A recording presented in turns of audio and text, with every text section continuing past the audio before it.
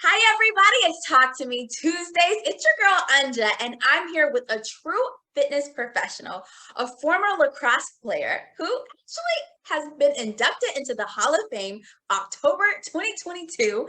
So please help me welcome Reed. Yeah, thanks, Anja. It's a pleasure to be here. We've been good friends now for I don't know a handful of years, and looking forward to sharing my story with you today.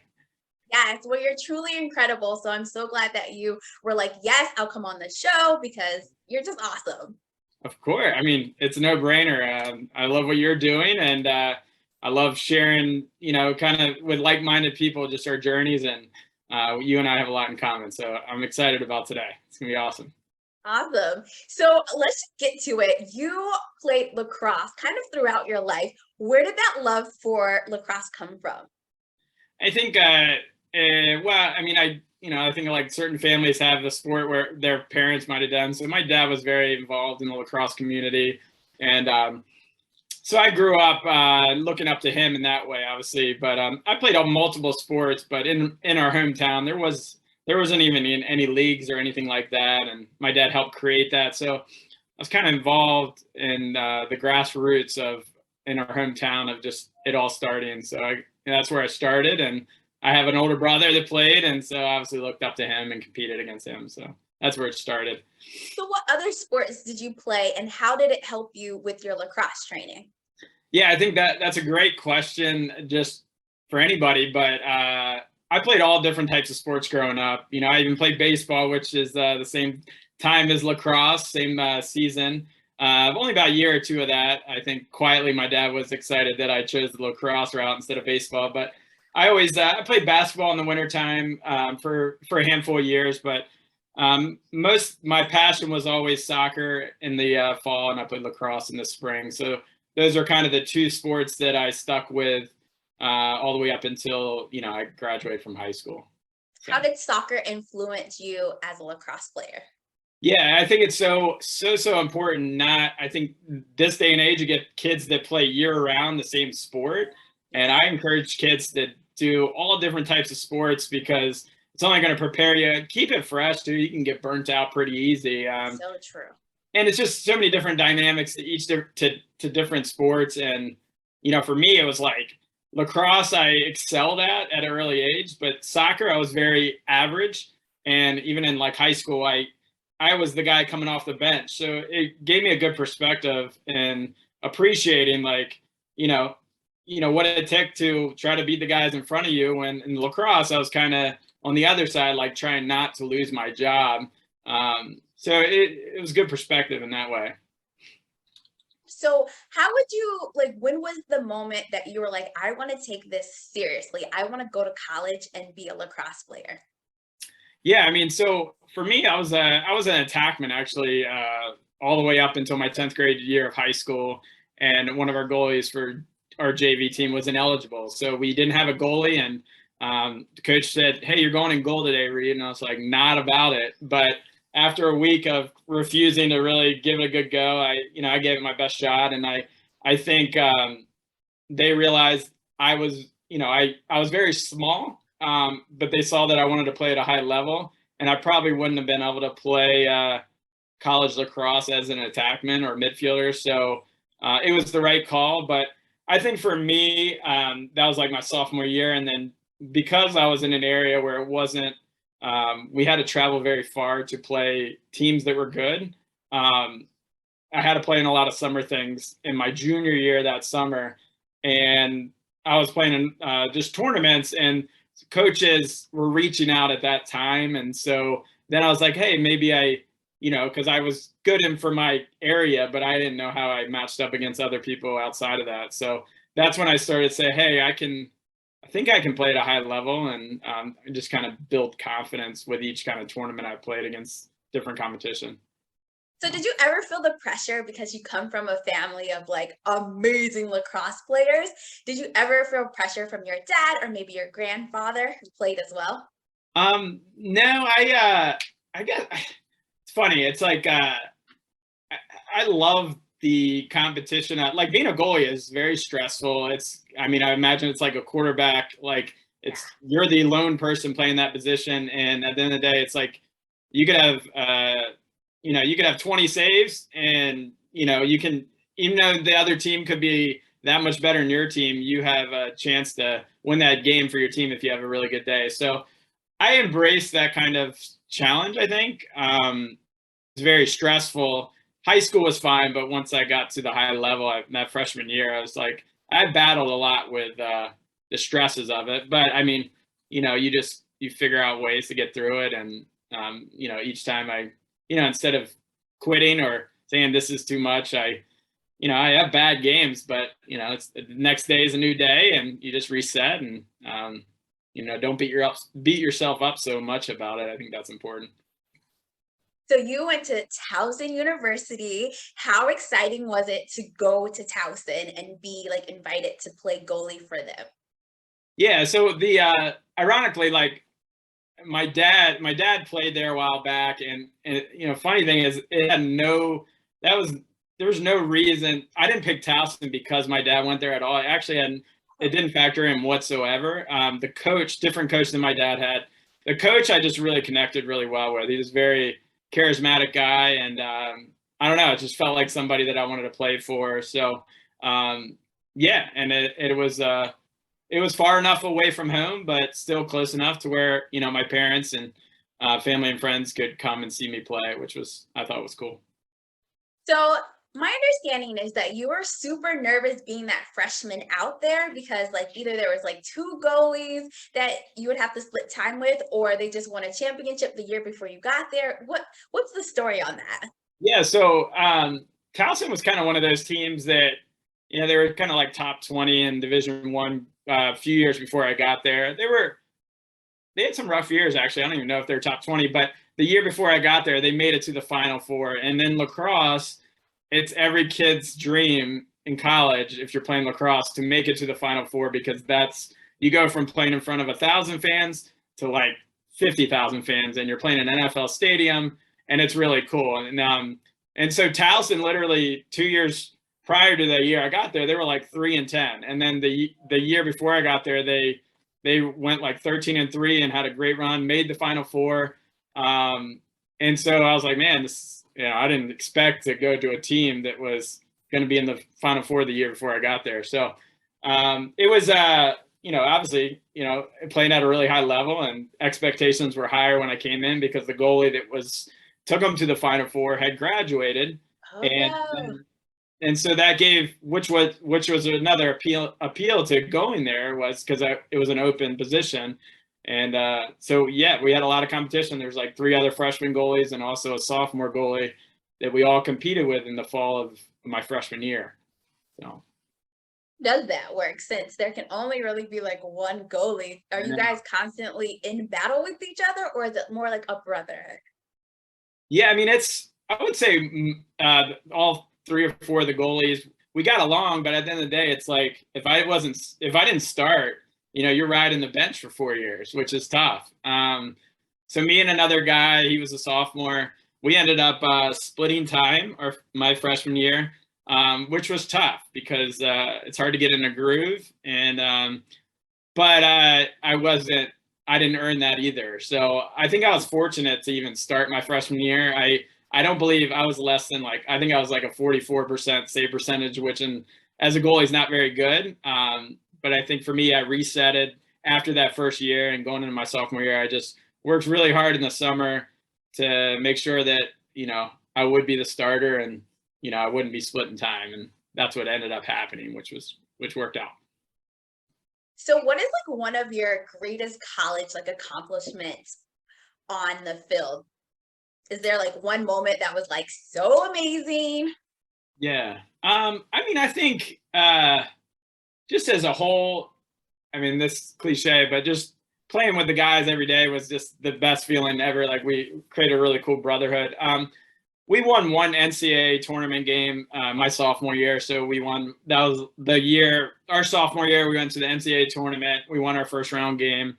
And then my senior year, we also made the NCAA tournament, but we lost both in the first round. So, that sophomore year, I guess, winning that NCAA tournament game was really cool to say that, looking back, that we did that. But the thing I think all of us held our hat on was in our conference, we only lost one game in 3 years, and we won our conference 3 years in a row. Oh, that's So great. that was like, that's always the goal, because if you win your conference, you get an automatic bid to the NCAA tournament. So, and that's our goal every year. And then what we did in the NCAA playoffs would be just, extra. We didn't get as far as we'd like, but it's all good. It's fine. Yeah. Okay, so I can't let this moment go by without you sharing a story that you shared with me at one point about how nervous you were and then something happened. Do you remember that story? I would say I was very much a head case in a lot of ways. So I would get so worked up before games. I was very routine based on what I did. And being a freshman year, I was splitting time, so I'd always come in the second half. Our first two games, we played teams that we beat pretty handily, so it didn't really matter how I played, and we were ahead when I went in by a lot, so it wasn't as nerve wracking. But my third game, we were playing at Byrd Stadium at University of Maryland. I grew up as a kid going to watch them play, so like you're playing in this huge stadium against they were top number 3 in the country at the time, and I remember it was a close game actually, and then I got put in second half, and I remember them coming down off a face-off, and I'm literally throwing up through my helmet, and my eyes were watering, and just so anxious, nervous, and thank God they didn't shoot at that time, or it would have went in from like 40 yards. But I think after that, my nerves calmed down. I got in the groove, and it was good. But yeah, that's always a fun story that I tell people. So thank you for sharing, because I truly enjoy that story. Okay, so you get the phone call and they're like, hey, we're going to put you in the Hall of Fame. What was like, were you super excited? Were you nervous? Did you know this was coming? Yeah, I mean, I think when you definitely didn't, when I finished my career, I didn't even think about it. I was like, looking back, I was like, yeah, it was a really good career. I appreciate the opportunity. I was fortunate in a lot of ways to play with obviously great players that gave me that opportunity to be inducted into the Hall of Fame. And I don't know, it was probably like 5 years ago where I thought about it. I was like, hey, maybe I have an opportunity for this, because I remember one of my friends got inducted. So I started to think about it that way, but wasn't really on my mind too much. And then when I got the call, it was awesome. I appreciated it. And, it was very humbling experience, and look forward to the induction is in October. So it's going to be great. We're going to have a lot of my old friends come back, and best thing is we get the group together and tell some fun stories. And it's been so long, 20 years ago. So it goes fast. So how does it make you feel? Because my understanding, like your grandfather is in some Hall of Fame for lacrosse, your dad is in Towson's Hall of Fame for lacrosse, and you will be. What is that like overall? Like, yeah. No, I mean, it's obviously really cool. Generational, 3 generations. We were both, my grandfather was inducted into Maryland. He went to University of Maryland. He was a midfielder there. And then my dad was a goalie at Towson back in the early 70s. And then, so we're the cool fact or thing is we're the first father-son duo to be inducted in the Hall of Fame, which is cool. I think it's at Towson, but I'd be curious to see what other. Still amazing. Yeah, cool. But I mean, I think the good thing is, even though my dad, he was pretty hardcore, the pressure was never, he never put it on me, and he didn't care. Looking back, I don't think he really cared, even if I played, to be honest. But I was just very competitive, so I always wanted to play. I never felt pressured, and I think that's the coolest thing that I tell people. It was like no pressure at all from anybody. It's more the pressure that I put on myself. So that's fantastic. Yeah. So you spent pretty much your entire life playing sports, playing lacrosse, and then, as all athletes, there's a time that you have to, like, I guess, hang up the cleats, or, whatever analogy that you want to use. Is that where your love for the fitness professional in you came to life? Yeah, I mean, I think you know this feeling too, is when you're a part of a team, I think your whole life you're going to games and you're on the bus with your teammates.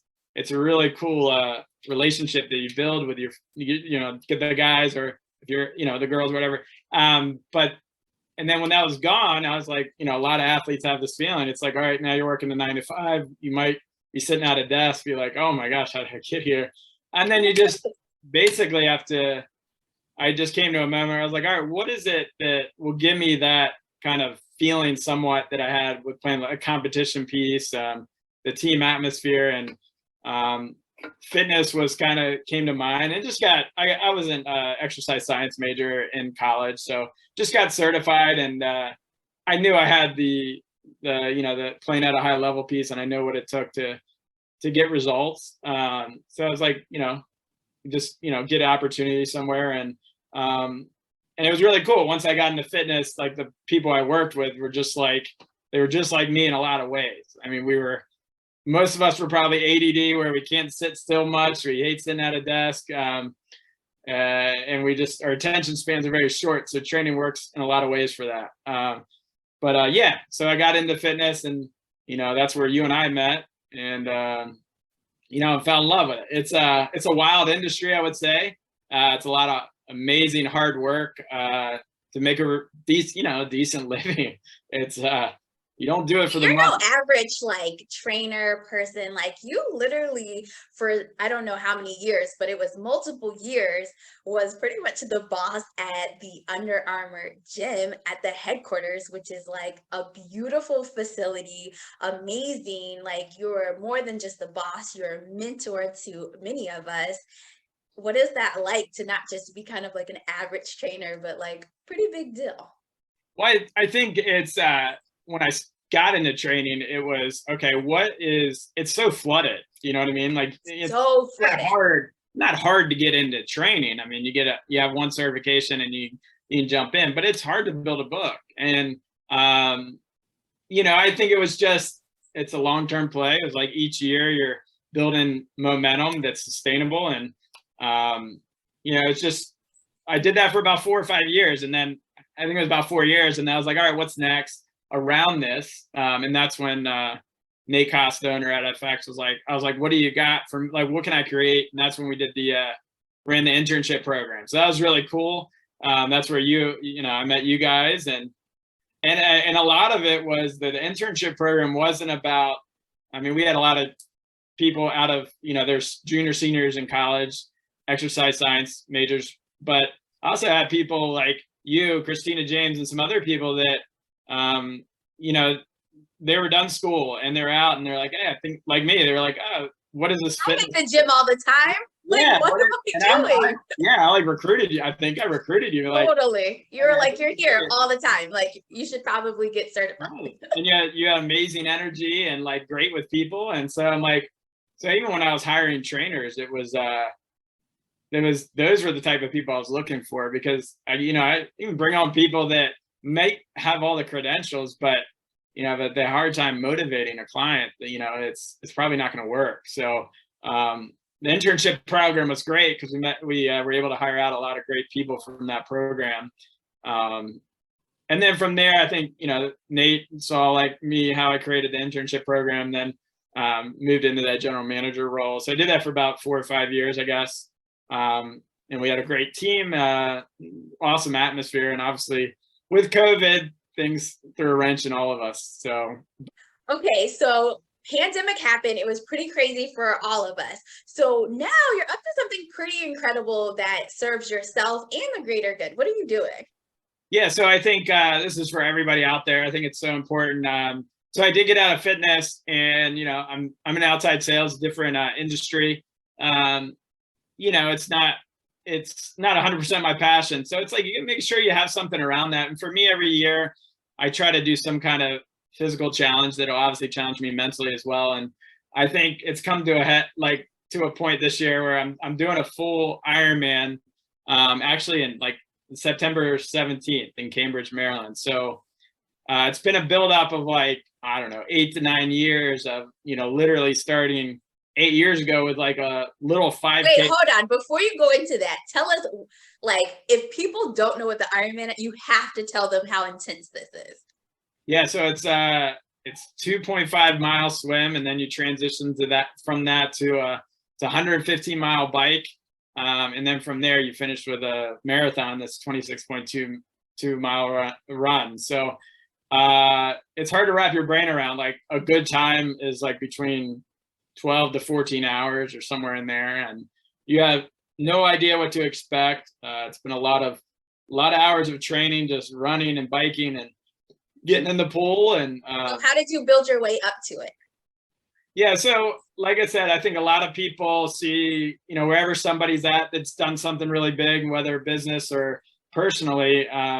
Like 8 years ago, I was doing my first 5K, and which is a 3.2 mile run. That's it. And I remember like hydrating, getting all my sleep the night before, and being super nervous. And then each year it was like, all right, what's that next challenge? It's a little bit harder. And so I think I kind of built up to a marathon, and then I was like, all right, what's next? And then got into the triathlon world and started with smaller triathlons. And now I'm at where I'm at, but it's mentally, I think the biggest thing is like, I've taken my body and mind through all that to why I'm confident now doing this race, even though it's going to be, the hardest physical and mental challenge that I've ever done.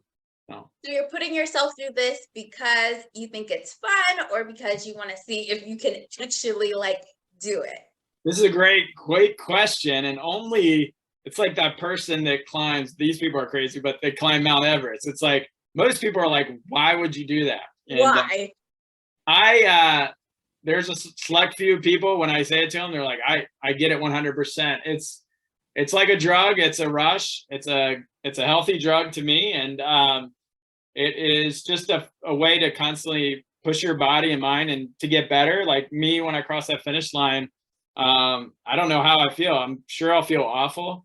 But I'm going to grow so much from it. And, I also do that too. Like whenever I put something on social media, I don't like attention, but because I've been in fitness and I have a lot of, people that ask me stuff, I put that up there because if that person's struggling with something, it's like, hey, like, this guy has 2 kids, whatever, a job, and, find the time. Like there's always time. I know it just depends where you put your time and prioritize things. Yeah. Well, yeah. How do you do that? You are a husband. You do have 2 small children. Yeah. How do you train and go to work? Really, it's really hard. I think what's the coolest thing about not being in fitness anymore, if this makes any sense, is when I was in fitness, everybody like, oh, you're in great shape because you do this for a living. You can do it anytime. And then I went to Amazon for a year and I was working crazy hours. And I was like, all right, now when can I work out? So I would have to wake up at like 4 a.m. and get it in if I wanted to do it. So you kind of pivot and figure it out. Now I have a flexible job, but I have to either, with 2 kids, I have to either do it super early in the morning, or I do it once they go to bed and I go to the gym or whatever it may be. And then you save the weekends. Like my wife, Liz, is, she sacrificed a lot during this time. And if I didn't have her support, it wouldn't be possible. So a lot of appreciation for her and this journey she's let me do. But yeah, it's not somebody that like has your back when you're like, yeah, I don't want to do this, or maybe there's a goal that I stay like on the tough days. Like, everybody has some really dark days. Is she the one that you go to be like, things just aren't working, I need your support right now, your help, your guidance? Well, I would always say the one thing with fitness, I've always been motivated by fitness. So I haven't needed any external motivation. But the one cool thing about this journey with Liz is, especially the last 2 months, to be like, hey, like, you need to go out and run for like 3 hours. I was like, oh, so I've really had that lately with her, which is nice. So she's very on board. I mean, I'm sure she'll be excited once it's over, but she knows the severity of how long this is. And if, you don't put your body through that training, like it's not something you can do 50%. You got to be all in with this training, or you're not going to finish this race, or you'll get injured. So she's been very supportive. So what do you have to say about like setting goals and like that sort of thing? Yeah, I think, again, like there's other things I struggle with. Fitness has always been something that I've been motivated by, but I would just say, I know a lot of people out there is, how to get started, and it's like, it sounds so cliche, and it's literally as simple as, just getting your shoes by the door and going for like a quarter mile walk or whatever it may be and building momentum. But it's also too, like, when you have a bad week of like, I ate like crap, I didn't work out at all. Like for me, like I have those weeks, but I'm very good at just saying, all right, that week's over with. Let's reset, get back into it. Cause you know how it is. You just get in one good workout and then it's like you're back on track. And Yep. I think like that's the biggest thing. I think people that are struggling with either weight loss or whatever it is, 1 week turns into 2 weeks to 3 weeks. And then they're looking at that number on the scale or whatever it may be, and it's such a long road. And that's why you have to have more things than just, I want to lose 70 pounds. Like it's got to be, all right, I've never done a 5K or I've never done a 1 mile walk. Like you have to, we all know these things and we've heard them. It's like eating the right foods, but, Right. and it's having the right mentor. I think if you have somebody that's there to keep you accountable, it's huge. So what do you say to people who, like me and you, we love being in gyms, right? We love working out, either socially or by ourselves. That's like our thing. But Yeah. for people who it's not their world, and putting on like spandex to go running is just like not their, like, how do you motivate, or how would you talk through somebody who's like not confident in those type of environments, but definitely would like to figure out if they even like the working out type of world? Well, I think it's very important. Like when I would train people back in the day when it was weight loss thing, you're really trying to find something that they really enjoy. Whether it's like I always had, like we do boxing with clients, and I'd also do it when there wasn't a lot of people around. So I'd make sure they'd come in to the gym when it was the off hours. So if they were somebody that feel intimidated, like find a fitness facility or a trainer where you train when there's not a lot of crowded people in the gym, or if it's intimidating to you. And then finding those things like, tough on the joints to go out and run, or what, like a lot of people that are trying to lose weight, they're like, I'm going to go out and run. Well, if you have all that weight, that's tough on the joints. So you gotta be smart about it. Like go into a spin class that, it's dark in the spin class. You can kind of hide out for a little bit if that's what you want, until you start kind of building some momentum. But, I think it's just figuring out, there's always something that we enjoy in fitness. Like there's something we like, people, there's all things, whatever, community, whatever it is, but you just got to find that. And then peel layers off too. Like, how did I get to this place mentally? How did I get to this place where if it is weight loss, why did I gain 70 pounds? Because you can push somebody to lose the weight, but it's going to come back on if they don't address certain things. So what would be your opinions on, I mean, like you said, like this market is so saturated. There's like Instagram influencers. Like, do you have any opinions on like people just following random people with no credentials that like are cute and sexy and hot on Instagram? And like, do you have anything to say about that type of thing? That's an awesome question. I agree. And I think about that one all the time. And I think the biggest thing is just, you have to, people follow these influencers, and a lot of them, a lot of them haven't trained people before. A lot of the time they look good on camera, and they're doing a lot of cool exercises to people. It looks cool. And unfortunately, I from like the people that I follow, the really good strength coach fitness people, they're not doing anything that looks cool and sexy. Right. Totally. And a lot of these things they're doing, this person's in great shape that's doing them. And then you see somebody that's never worked out and they do them and they're going to get injured. So it's super important. I think we're in a society now where we always need these beyond creative things. It's like, I strength train twice a week and people wouldn't say it's exciting, but it's effective.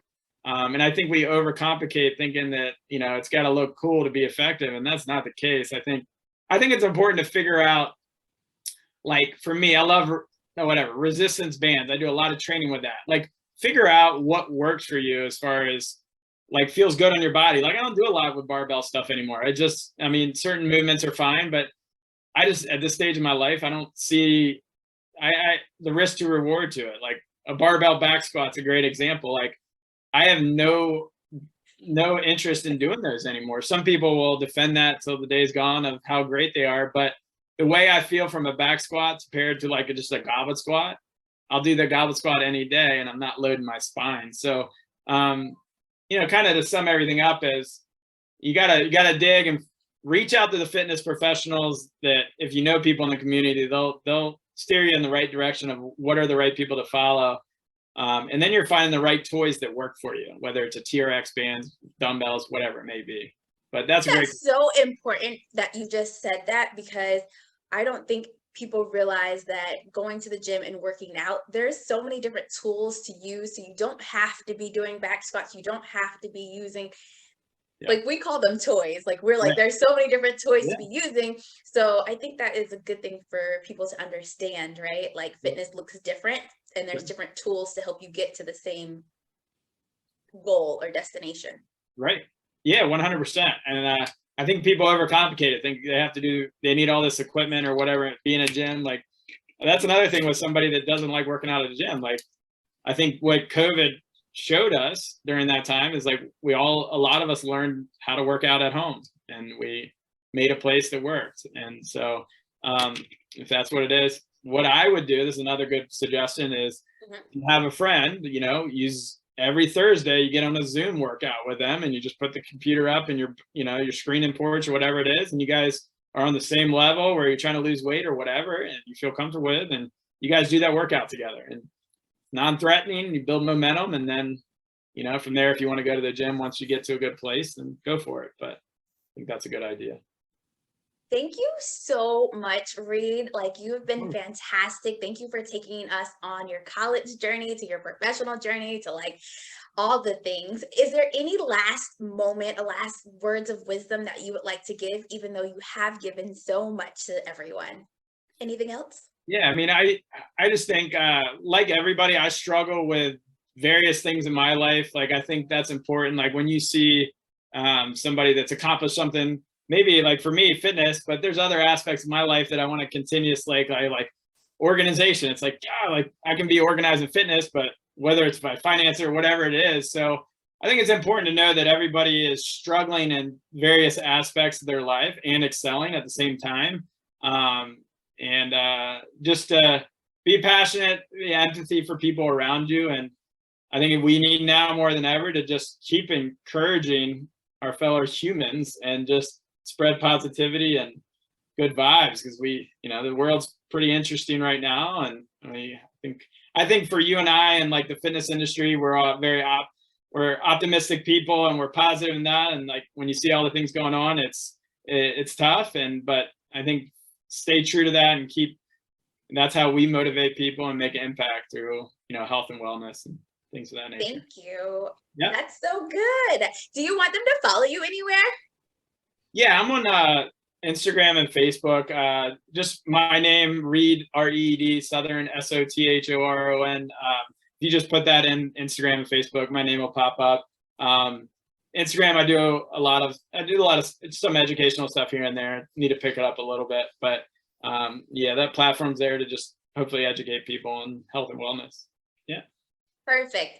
As you guys always know, I put things below so you can find him super easy.